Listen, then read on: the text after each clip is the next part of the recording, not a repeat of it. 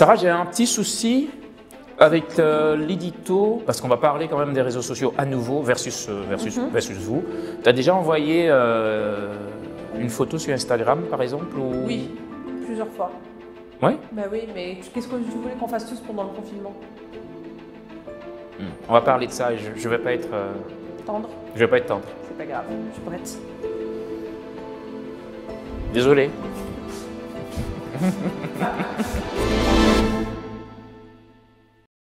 Depuis que le monde est devenu un village planétaire où tous les humains peuvent se côtoyer de manière virtuelle, l'existence humaine a pris une autre tournure. Abolissant le temps de l'espace, la révolution numérique constitue à la fois une menace, mais aussi un potentiel économique exceptionnel pour toute la planète. Tenez par exemple, dès l'an prochain, donc en 2022, la population mondiale sera composée de 60% d'internautes. Et ça, c'était l'estimation avant la crise du coronavirus que nous trimballons depuis bientôt un an. Et comme vous ne vous en doutez point, puisque tout le monde est resté enfermé pendant plus d'un trimestre, les réseaux sociaux et autres explorations digitales ont été les seules occupations de tous les bipèdes peuplant la Terre, excepté les plus intelligents, ceux qui vivent dans la forêt, que nous appelons généralement les animaux. Les réseaux sociaux, donc, revenons à notre préoccupation du jour, ont envahi encore plus nos vies depuis cette fâcheuse crise du Covid-19, avec une floraison de diverses applications censées maintenir à longueur de journée ceux qui ne peuvent plus s'en passer. D'ailleurs, c'est quoi un réseau social?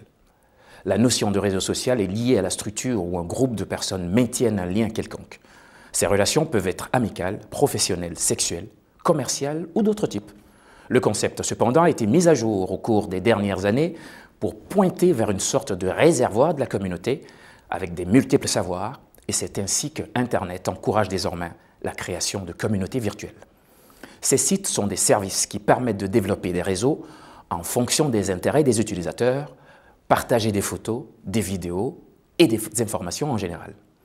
Le réseau social le plus populaire aujourd'hui est Facebook, qui depuis janvier 2019, selon le nombre d'utilisateurs actifs, caracole en tête avec près de 2,5 milliards d'utilisateurs, suivi de très près par YouTube et WhatsApp.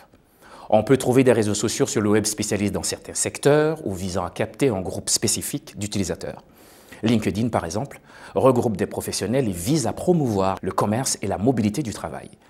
Eux autres n'ont que quelques 400 millions d'utilisateurs dans le monde. Il y a beaucoup parmi nous qui ont perdu toute objectivité et tout sens rationnel dès lors qu'ils sont connectés.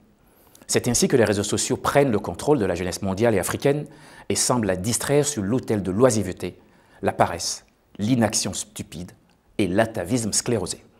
Depuis quelques années, les réseaux sociaux se sont emparés de presque toutes les couches sociales et les maintiennent dans un traquenard idéologique dont elles ne s'affranchiront que si elles sont bien sensibilisées.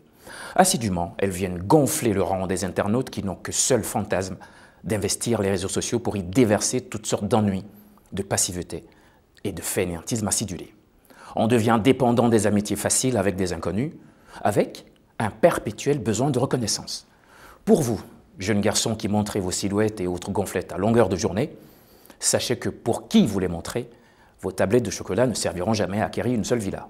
Et enfin, pour les jeunes dames qui elles aussi se montrent à longueur de journée sur TikTok, Instagram et autres Snapchat, l'addiction liée au clic qui vous oblige à poster tout et n'importe quoi, en y montrant parfois la première photo de votre fœtus depuis le jour de votre première échographie, jusqu'à ce qu'il sorte de votre ventre, grandisse, puis devienne sous vos yeux un adulte qui, avec un peu de chance, ne sera pas inculpé un jour pour meurtre, peut-être de sa propre mère.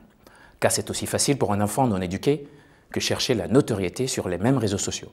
Allez, bon, j'arrête.